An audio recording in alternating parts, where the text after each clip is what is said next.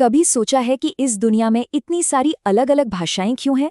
आज हम बाइबल की एक बहुत ही प्रसिद्ध कहानी बाबेल की मीनार को समझने जा रहे हैं, जो इसी सवाल का एक बहुत पुराना जवाब देती है। ये कहानी है ऊंची महत्वाकांक्षा की, एकता की और उसके कुछ ऐसे नतीजों की जिनके बारे में किसी ने सोचा भी नहीं था। तो कहानी की शुरुआत होती है इस एक लाइन से।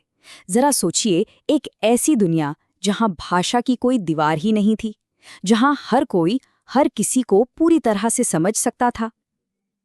ये एक बिल्कुल आदर्श, एक मुकम्मल एकता का जमाना था। और यही वो सवाल है जो इस पूरी कहानी की जड़ में है। आखिर कैसे एक पूरी तरह से जुड़ी हुई दुनिया भाषाओं और संस्कृतियों में इस तरह बिखर गई? चलिए इसी रहस्य से पर्दा उठाते हैं। तो चलिए सबसे पहले सीधे चलते हैं बाइबल की उत्पत्ति की किताब में और इस मूल कहानी की गहराइयों में उतरते हैं। ये सिर्फ एक इमारत बनाने की कहानी नहीं है, बल्कि ये इंसान के अहंकार और ईश्वर के बराबर पहुंचने की उसकी चाहत की कहानी है। देखिए, कहानी कुछ इस तरह आगे बढ़ती है। सब कुछ एकता से शुरू होता है। पूरी इंसानियत एक ही भाषा बोल रही है। फिर आती है महत्वाकांक्षा। वो एक ऐसी मीनार बनाना चाहते थे जो आसमान को छू ले, ताकि उनका नाम हो जाए और वो कभी बिखरे नहीं। लेकिन जब परमेश्वर ने ये देखा तो उन्होंने दखल दिया। उन्होंने लोगों की भाषा में ऐसी गड़बड़ी डाल दी कि कोई किसी की बात ही नहीं समझ पा रहा था। इससे ऐसा भ्रम फैला कि आखिरकार पूरी इंसानियत जमीन पर बिखर गई और उनका वो महान प्रोजेक्ट अधूरा ही रह गया। और बस इसी के साथ इंसानियत का सबसे बड़ा प्रोजेक्ट अचानक रुक गया। ये एक बहुत ही पावरफुल लाइन है जो दिखाती है कि कैसे भ्रम और गलत फहमी बड़ी से बड़ी महत्वाकांक्षाओं को भी मिट्टी में मिला सकती है। तो अब जब हम कहानी जान चुके हैं, तो चलिए इसके पीछे छिपे गहरे मतलब को समझने की कोशिश करते हैं। ये कहानी सिर्फ भाषाओं के बनने के बारे में नहीं है, इसकी और भी कई परतें हैं। इस कहानी को ठीक से समझने के लिए एटियोलॉजी शब्द को जानना जरूरी है।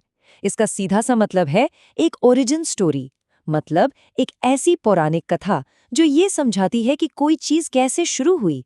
जैसे बाबेल की मीनार की कहानी ये समझाने की कोशिश है कि दुनिया में इतनी सारी अलग अलग भाषाएं आखिर आई कहाँ से। ये कहानी कई गहरे विषयों को छूती है।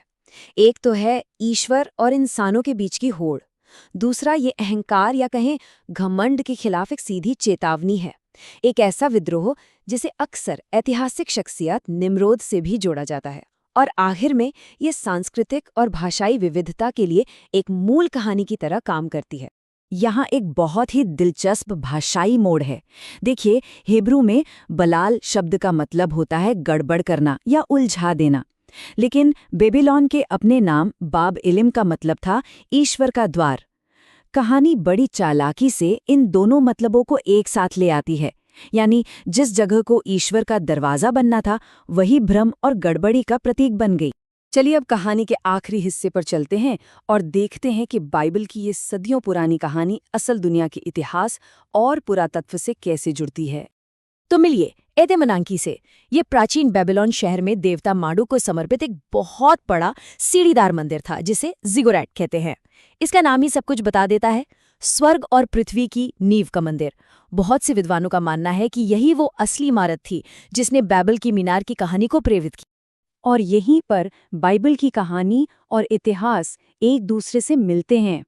जरा सोचिए, जब बेबीलोन के कैद के दौरान इस्राएलियों को उनके घर से दूर ले जाया गया था, तो उन्होंने इस विशाल, शायद अधूरे जिगुरात को अपनी आंखों से देखा होगा। ये उनके लिए जुल्म करने वाली ताकत और इंसानी घमंड का एक जबरदस्त प्रतीक रहा होगा, जिसने शायद बाबेल की मीनार की कहानी को जन्म दिया। ये एक दिलचस्प सवाल है। वैसे तो बाइबल में कोई खास ऊंचाई नहीं बताई गई है, लेकिन बाद के ग्रंथों में जो पैमाने बताए गए हैं वो तो हैरान कर देने वाले हैं। ये आंकड़े सचमुच दिमाग घुमा देने वाले हैं। बुक ऑफ जुबलीज जैसे पुराने ग्रंथों में मीनार की ऊंचाई लगभग 2500 मीटर बताई गई है। अगर इसे समझना हो तो सोचिए कि ये आज की दुनिया की सबसे ऊंची इमारत बुर्ज खलीफा से भी लगभग 3 गुना ज्यादा ऊंची है। इससे उनकी महत्वाकांक्षा के विशाल पैमाने का अंदाजा लगता है। ये कोटेशन बड़ी बड़ी इमारतों और सभ्यताओं के बनने और बिगड़ने पर एक बहुत ही मार्मिक टिप्पणी है। चाहे वो असली एतेमिनान की हो या कहानी की बैबल मीनार, ये हमें याद दिलाता है कि इंसानी घमंड से बनी कोई भी चीज हमेशा के लिए नहीं रहती। बैबल की कहानी आज भी हमारी संस्कृति में गूंजती है। शायद आपने पीटर ब्रूगल की मशहूर पेंटिंग देखी हो या फिर द हिचहाइकर्स गाइड की बैबल फिश के बारे में सुना हो, जो इसी भाषा की समस्या का एक मजेदार साइफाई हल है। आज भी जब कहीं बहुत शोर या भ्रम होता है तो उसे बैबल कह दिया जाता है, जो इस प्राचीन कहानी की स्थायी विरासत को दिखाता है।